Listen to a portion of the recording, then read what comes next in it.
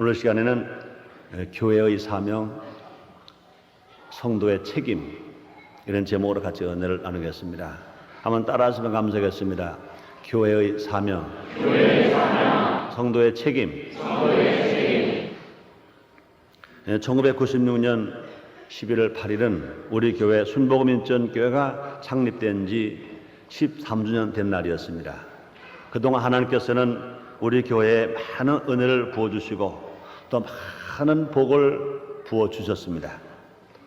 우리 교회에 와서 결신한 성도가 지금까지 통계를 보니까 11만 2,858명입니다. 그 중에서 현재 등록된 재적 성도가 6만 5천 성도입니다. 한 영혼이 천하보다 귀하다고 하시는데 13년 동안 우리 교회에 와서 예수를 믿겠다고 결심한 성도가 11만 2,858명. 현재 우리와 함께 신앙생활하고 있는 제적된 성도가 6만 5천 성도가 하나님의 은혜가 아니고는, 하나님께 부어준 축복이 아니고는 도저히 있을 수 없다고 생각합니다. 또 우리 교회는 예수 사랑, 사랑 실천이라는 목회 방침 아래 할 수만 있으면 이웃을 위해서 또 나라를 위해서 최선을 다하고 일하기를 원하고 있습니다. 그 중에 중점 사업 중에 하나가 몇 가지 들어본다면 헌혈운동이 있습니다. 해마다 성탄절날 12월 25일 성탄절날과 6.25 전쟁이 일어난 주간에 1년에 2번씩 우리 교회에서 헌혈하고 있습니다. 그동안 헌혈하신 분들이 5,000명이 넘게 되었습니다. 그 외에도 청소년 육성 사업으로 청소년 교육을 위해서 청소년 육성 재단을 설립하고 운영하고 있습니다. 또 노인을 공경하는 기관으로 효행 봉사단을 창단하고 특별히 또 효도 대학원을 설립함으로 이 시간까지 하나님 축복하셔서 학원 법인 등록이 났습니다. 또 장애자 교육기관으로 자폐 통합 조기 교육원을 운영하고 있습니다. 어린이 교육기관으로 유치원을 운영하고 있습니다. 여성 교육기관으로 여성 교육 문화원을 교육하고 있습니다. 운영하고 있습니다. 그 외에도 교회 일치 사랑 실천 운동을 위해서 최선을 다하여 일하고 있습니다. 모두가 다 하나님 은혜인 것입니다. 또 하나님께만 영광을 돌릴 수밖에 없습니다. 왜? 하나님 하셨으니까. 그러나 또 감사한 것은 부족한 이 종과 함께 땀 흘려주시고 함께 기도해 주시고 함께 봉사 헌신해 주신 모든 재직과 모든 성도님들께 또 감사하지 않을 수가 없는 것입니다. 오늘은 우리 교회 창립 13주년을 맞이하고 또 앞을 바라보면서 또 어떻게 우리가 신앙생활 할까, 앞으로 어떤 일 할까 마음을 다짐하면서 교회의 사명, 교회의 책임 이런 제목을 함께 은혜를 나누기를 원하는 것입니다. 예수님께서 부활하시고 승천하신 이후에 성령에 의해서 시작된 교회는 초대교회로부터 현대 이르기까지 천국의 전초 기지로서, 천국 출장소로서 하나님의 명령을 따라서 행하고 있고 이 세상을 구원하고 있고 선도하는 기관이 되어 왔던 것입니다. 초대교회 때의 상황은 가난하고 여러 가지 어려운 핍박과 고통 속에서도 복음의 순수성 잃지 않았습니다. 목숨을 바쳐서까지 선교하는 일에 최선을 다했던 것입니다. 결국 우상의 나라였던 로마 제국을 기독교 국가로 바꿔놓고 있습니다. 중세시대 교회 상황은 좀 마음 아팠습니다. 점차 제도화되어가고 형식화되어 감으로 인하여 성경 중심이 아니라 교리 중심, 성직 제도 중심이 되어서 복음의 순수성을 상실하고 이때를 가리켜서 종교의 암흑시대다 이렇게 말하기도 하는 것입니다. 종교개혁 당시에는요, 루터와 칼빈을 비롯한 종교개혁자의 활동이 일어나서 율법적이고 형식적인 교회는 다시 은혜와 믿음을 강조하는 십자가 중심의 교회로 변화되었습니다.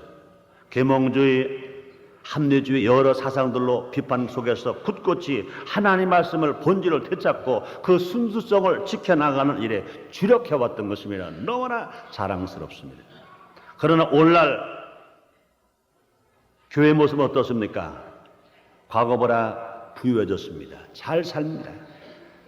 그런 가운데 자유와 서구와 개방화의 조리에 휩쓸려서 그 정책성을 상실하고 사회 속에서 지도적인 역할을 다하지를 못하는 것 안타까운 일인 것입니다.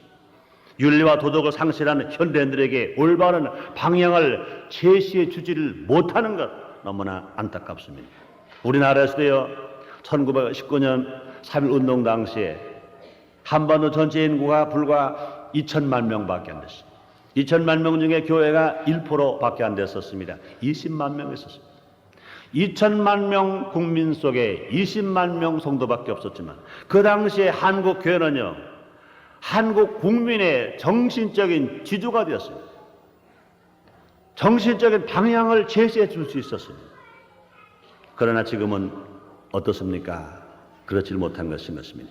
우리의 국민성은 이기적인 제약과 나만 잘 살겠다는 사고방식에 젖어 있습니다. 온갖 부정과 비리로 얼룩져가고 있습니다. 하나님 없다는 공산주의적 혹은 무신론적 사상으로 오염되어 가고 있습니다. 그뿐이 아닙니다. 신문을 보나 라디오를 보나 텔레비전을 보나 점쟁이 우상 숭배하는 사람들이 판을 칩니다. 심지어는요, 점쟁이 모임이 있대요. 점성가 모임이 있는데 자그마치 20만 명이 등록된 모임이 있다는 것입니다. 안타깝게도요, 정부가 그런 기관을 인정해 주고까지 있는 것입니다. 만약 이런 상황 속에서 우리 교회가 다시 성경으로 돌아가서 그 사명과 책임을 다하지 못한다면 이 사회와 이 나라는요, 더 이상 발전하지 못할 뿐만 아니라 세계 속의 경쟁에서 뒤떨어지고 말 것인 것입니다. 우리는 오늘 성경적인 교회 사명이 무엇인가 알아보고 또 이에 따른 성도의 책이 무엇인가 살펴봄으로써 성령을 쫓아 하나님의 교회를 바르게 세워 나간 우리가 되어지기 위해서 함께 은혜를 받는 시간을 갖도록 하겠습니다. 첫째로 교회의 사명이 있습니다. 교회가 이 땅에 존재하는 한 반드시 해야 할 사명이 있는 것입니다. 왜 하나님께서 이 땅에 교회를 두고 계시느냐? 아직도 교회의 사명이 있는 것입니다. 그 교회의 사명이 무엇일까? 무엇 말하더라도 교회의 사명의 첫째는 전도하는 교회가 되어야 합니다. 예수님께서 이 땅에 왜 오셨습니까? 한마디로 말씀하면 천국 복음을 전파로 오셨습니다. 하나님 형상과 모양대로 지음받은 인간들이 아담의 범죄함으로 알면 영원히 죽었습니다. 생활에 저주받았습니다. 육신의 생명의 병들어 죽고 유한하게 살게 되었습니다. 하나님은요, 죄는 아주 미워하세요. 그러나 죄를 인정하는 인간은 사랑하십니다. 그래서 독생자 있을 땅에 보내셨습니다. 그러므로 이 땅에 신이 모신 것은 전도하러 오셨습니다. 천국 복음을 전파로 오셨습니다. 영혼을 구원하러 오셨습니다. 그뿐이 아닙니다. 예수님께서는요, 부활 승천하시면서 마지막으로 제자들에게 당부하셨습니다. 너희는 가서 모든 족속으로 제자를 삼으라 명령하셨습니다. 여기에서 모든 족속에게 가라 한 말씀은 전도하라 하신 하나님의 명령인 것입니다.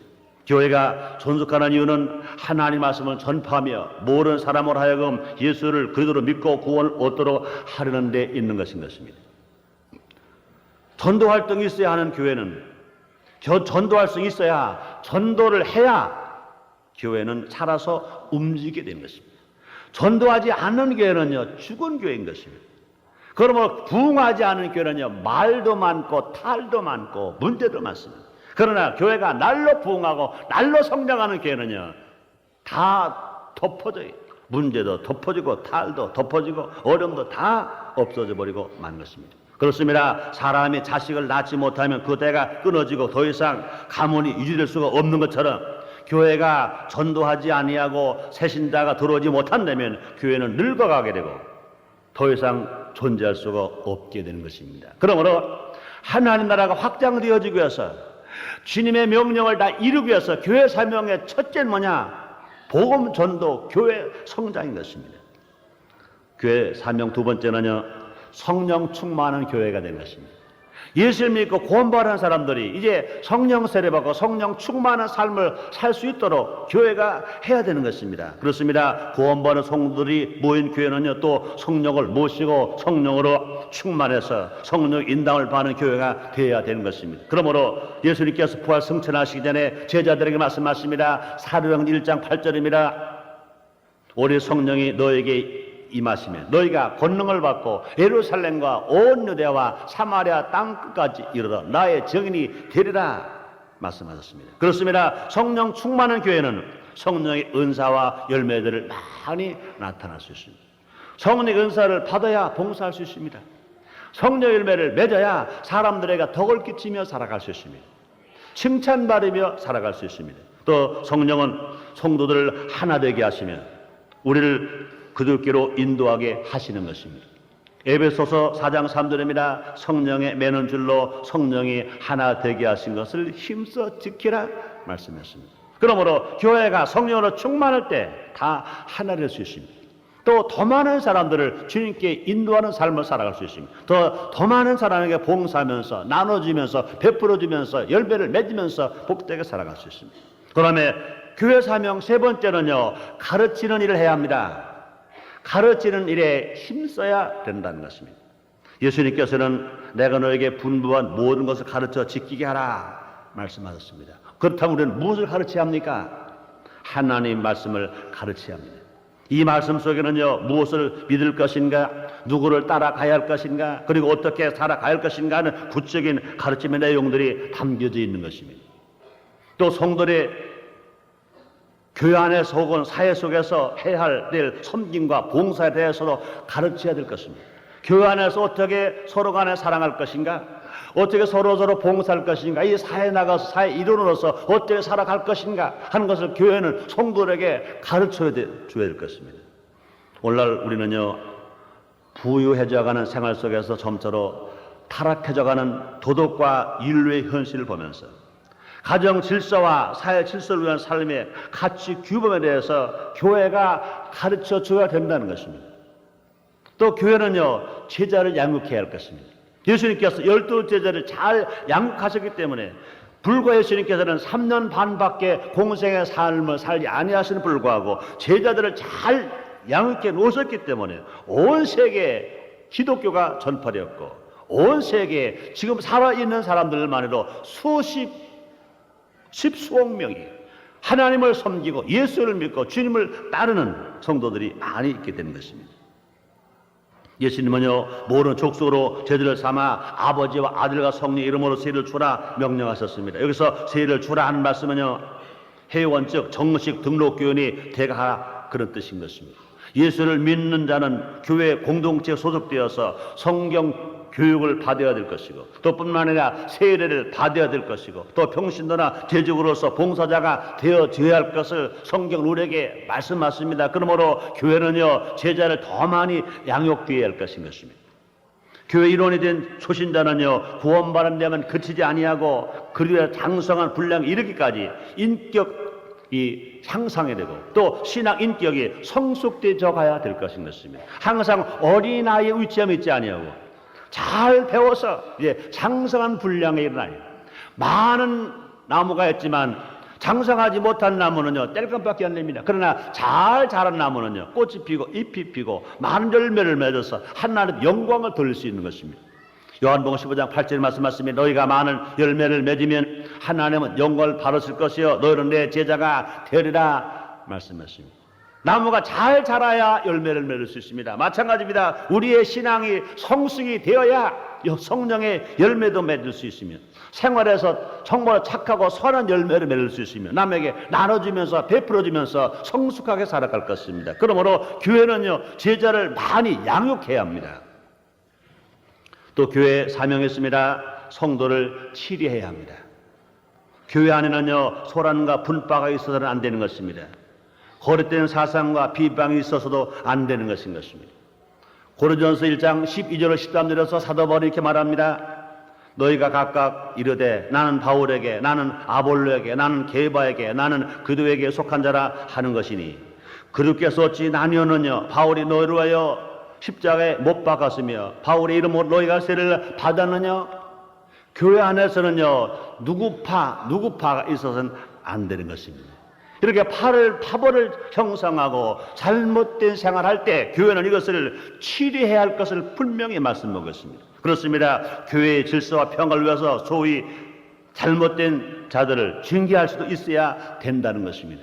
한국교회에 지금 문제가 있어요. 교회 성장 일변도로 나가기 때문에 교회 성도 하나 빼앗기지 아니하려고 교회가 치리하지를 못합니다. 분명히 잘못하는 불구하고 잘못하고 책망도 못하고 분명히 잘못에는 불구하고 교인의 신앙 정직이라든지 아니면 근실이라든지 각종 치리가 있어야 되는데 불구하고 법으로는 치리하게 되는데 불구하고 치리를 잘 못하는 것입니다. 혹시 치리를 한다 하더라도요, 교회와 교회끼리 협력하지 않기 때문에 한 교회에서 잘못해서 치리하면 서울집사 치리하면 다른 교회 가서 안수집사가 돼요. 안수집사 치리하면 다른 교회 가서 장로가 돼요. 권사가 돼요. 잘못된 것입니다. 왜요? 교회와 교회끼리 협력하지 않아요. 다른 교회에서 치료 받았다면 절대로 내 교회에서 받아주면 안 되는 것입니다. 그 교회에서 그 치리 기간 동안에 징계가 끝나고 해제가 되었을 때 그 다음에 교회를 옮길 수 있다면 또 모르겠습니다. 그러므로 이런 것들이 교회와 교회끼리, 교단과 교회단끼리 이것이 협력되어져야 할 것인 것입니다. 그러므로 교회가 할 일은 뭐냐? 성도가 잘못했을 때는 치리하고 잘했을 때는 상을 주고 항상 성도를 위해서 기도해주고 또 은혜를 베풀어주고 말씀을 주지만 그러나 잘못된 길로 갈 때는 잘못된 이단 사상을 설파하든지 잘못된 조직에 가입했다는 이것을 치리하는 교회가 되어야 할 것인 것입니다. 그러나 교회의 사명이 있습니다. 지역사회를 위해서 봉사해야 될 것인 것입니다. 세상 사람들은 교회가 그들을 위해서 무엇을 해줄 것인가를 기대하고 그것을 가지고 교회를 평가하는 것입니다. 그러므로 교회는 그들에게 참된 소망이요, 구원이요, 행복이요, 기쁨이라는 사실을 알아줘야 할 것인 것입니다. 그러기 위해서는 그들에게 다가가서 그들을 찾아가서 그들의 필요한 것을 채워줄 수 있어야 되는 것입니다. 그래서 가난한 자에게는요, 음식을 줄 수 있어야 되고 배고픈 사람에게 음식을 줄 수 있어야 되고요, 또 헐벗은 자에게는요, 의복을 줄 수 있어야 되고 불행하고 지치고 고통당하는 사람에게, 절망하는 사람에게 찾아가서 소망과 기쁨을 나눠줘요. 병들은 사람 찾아가서 기도해 주면서 그들의 병을 치료해 주면서 함께 아파지며 즐거운 사람 찾아가서 함께 기뻐해 주고 함께 즐거워하는 그런 일을 교회가 해야 할 것인 것입니다. 이웃을 위해서 지역사를 위해서 봉사하는 교회가 되어져야 이거 참다운 교회가 되는 것입니다. 그러므로 야고보서 2장 15절 17절에서 이렇게 말합니다. 만일 형제나 자매가 헐벗고 일용할 양식이 없는데 너희 중에 누구든지 그에게 이르도 평안히 가라, 덥게 하라, 배고프게 하라, 배부르게 하라 하며 그 몸에 쓸 것을 주지 아니면 무슨 이익이 있으리요. 이와 같이 행함이 없는 믿음은 그 자체가 죽은 것이라 그랬습니다.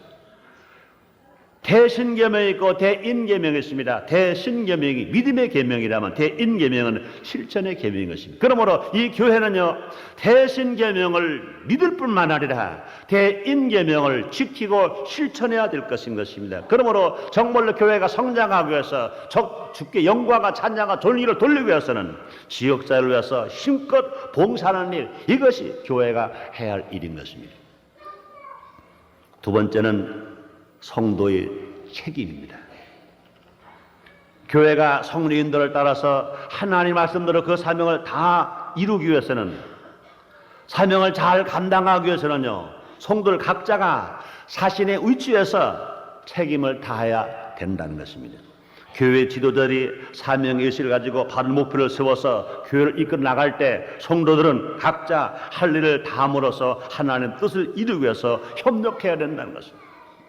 그러므로 교회가 사명을 잘 감당하려면 교회 소속된 모든 성도가 자기가 있는 위치에서 자기가 할 일을 자기가 하고 그 책임을 다해야만이 교회 사명이 이루어지고 또 교회가 성장이 되고 각자에게는 하나님의 은혜와 하나님의 사랑과 하나님의 축복이 임하게 되는 것입니다. 자, 그렇다면 이 성도의 책임이 뭘까? 뭐니 뭐니 첫째 책임은 하나님을 잘 섬기는 겁니다.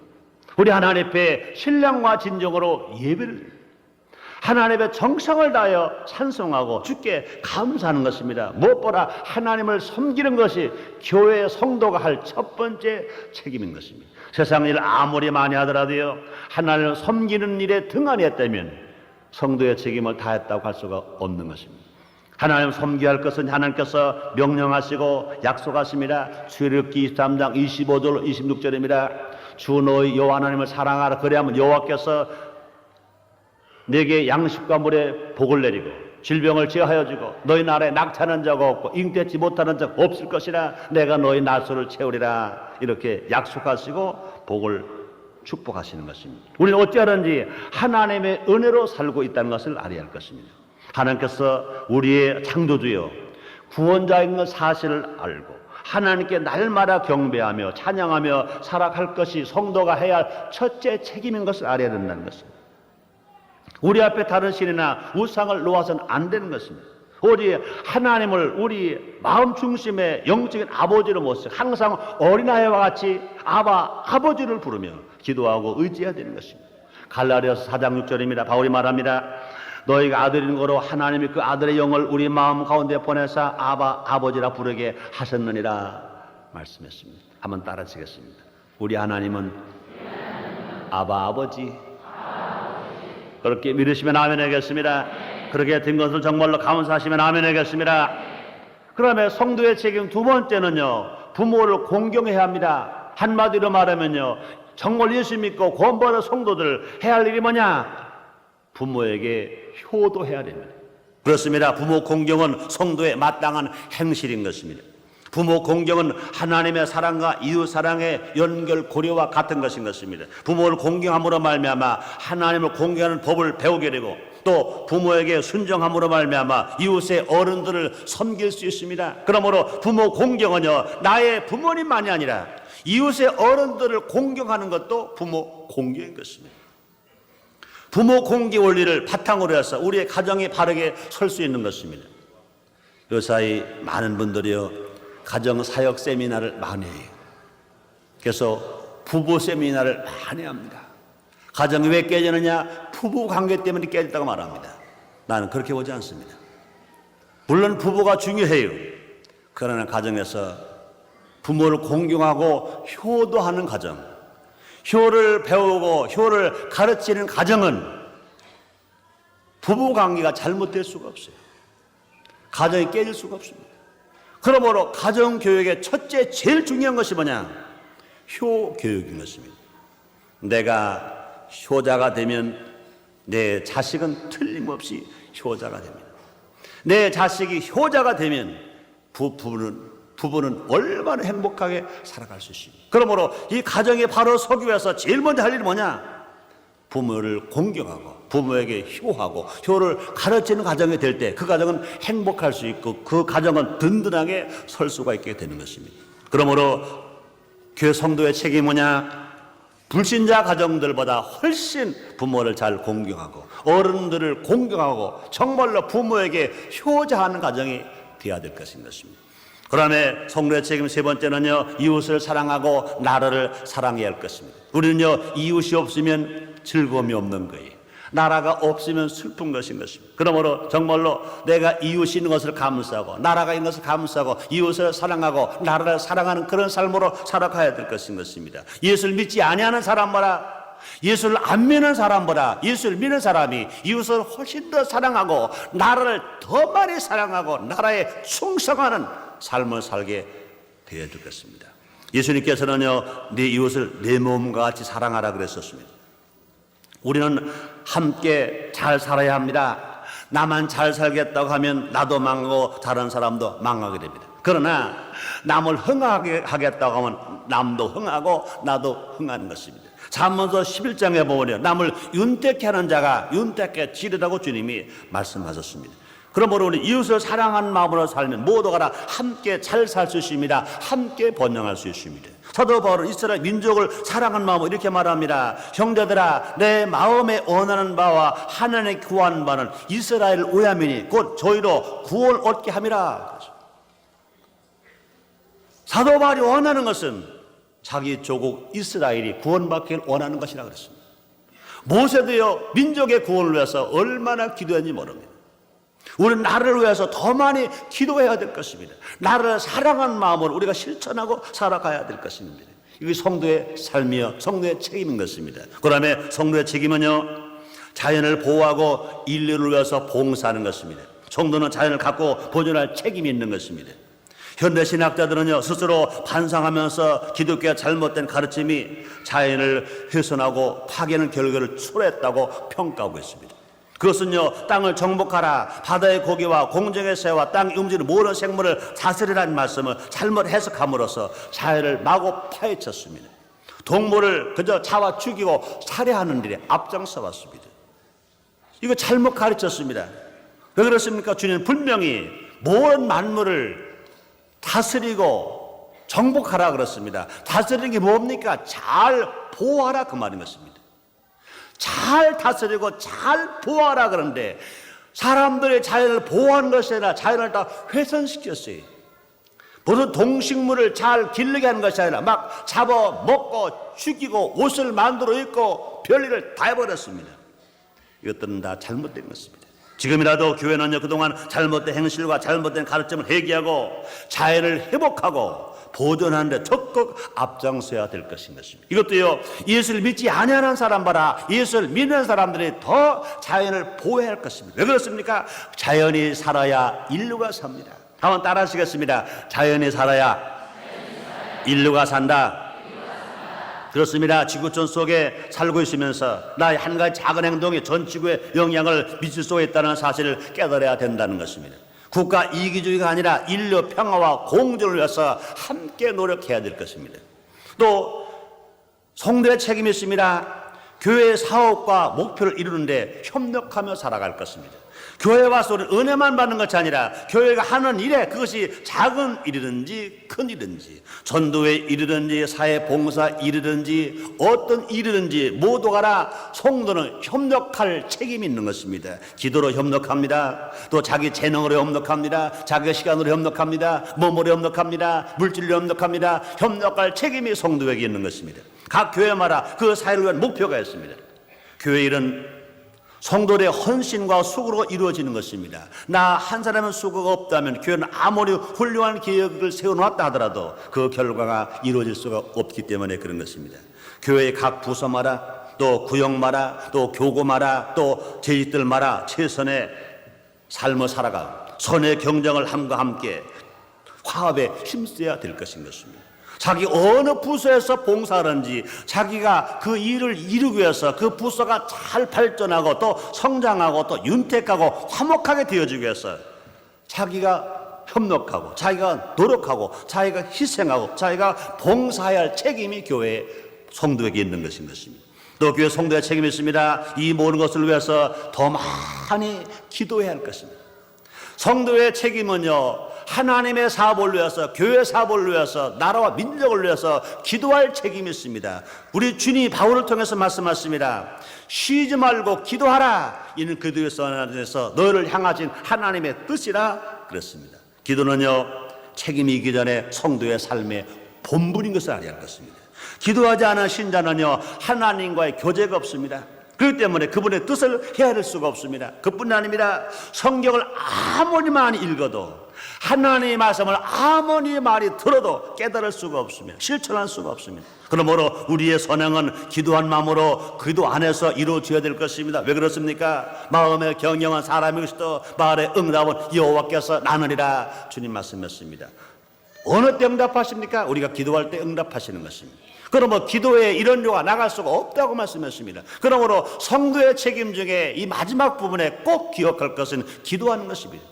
우리가 하나님을 위해서, 하나님 나라를 위해서, 하나님 이름을 위해서, 나라와 부강을 위해서, 우리 구역을 위해서, 교회를 위해서, 각자 개인을 위해서, 이웃 성도를 위해서 우리 성도는요, 더 많이 기도할 책임이 있는 것입니다. 그렇습니다. 최선을 다한 후에는요, 기도함으로써 하나님께 모든 결과를 맡기는 것입니다. 이 기도로 맡기면 마음에 평안함이 옵니다. 기도로 맡기면 결과가 좋아집니다. 주님 말씀하십니다. 이 일을 행하는 여호와 그 일을 지어 성취하는 여호와가 이같이 이르노라. 너는 내게 부르짖으라. 내가 내게 응답하겠고 내가 알지 못하는 큰 비밀을 내게 보이리라. 주님 말씀했습니다. 놀라운 축복이 여러분 모두에게 있게 되시기를 주님의 이름으로 축원합니다. 결론을 짓겠습니다. 교회는 하나님께서 이 땅에 세우신 천국 출장소인 것입니다. 그 사명을 다할 때, 그 책임을 다할 때 하나님으로부터 칭찬받고 상급받고 축복을 받습니다. 그 사명이 뭡니까? 복음을 전파하는 사명, 성령으로 충만하게 하는 사명, 성도를 가르치는 사명, 양육하고 치료하는 사명이 있는 것입니다. 그리고 이 세상에 빛이 되고 소금이 되어서 지역짐을 위해서 지역사를 위해서 봉사할 책임, 이 사명이 교회에게 있는 것입니다. 또 교회에 속한 성도들은요, 각자의 위치에서 자기 할 일을 자기가 다 함으로 말미암아 교회 사명을 깊이 인식하고 그 목표를 함께 이루기 위해서 하나님 더 잘 섬기고 부모 공경 더 잘하고 이웃을 사랑하고 나라를 사랑하고 또 자연을 보호하고 인류를 위해서 봉사하겠다고, 이웃을 위해서 봉사하겠다고 마음 먹고 살아가는 사람, 이런 사람들이 되어야 할 것입니다. 이런 일들이요, 힘으로 안 되죠, 능으로 안 되죠. 그러나 주님 말씀했습니다. 여호와 신으로 되느니라. 우리가 예수를 믿고 성령 충만한 사람이라면 얼마나 얼마든지 이 일을 감당하며 살아가게 될 것입니다. 예수님 약속이 있습니다. 너무나 희망찬 약속이 있습니다. 너무나 확실한 약속이 있습니다. 볼지어다 내가 세상 끝날까지 너희와 항상 함께 있으리라 하시니라 주님이 말씀하셨습니다. 세상 사람들이 누가 뭐라고 말하더라도 예수님 우리에게 말씀하십니다. 내가 너와 항상 함께 있으리라. 어느 사람과 함께 합니까? 교회가 사명을 감당할 때, 교회에 속한 성도가 책임을 다할 때 주님 말씀하십니다. 내가 항상 너와 함께 하시리라.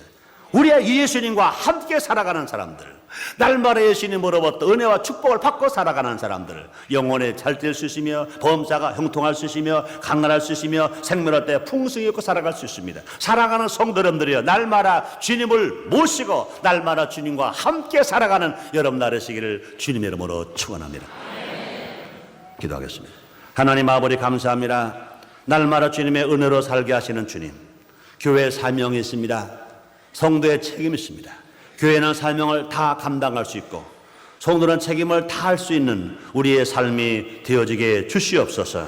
그러므로 날마다 주님과 동행하는 삶을 살게 하여 주시옵소서. 예수님의 이름으로 기도드리옵나이다. 아멘.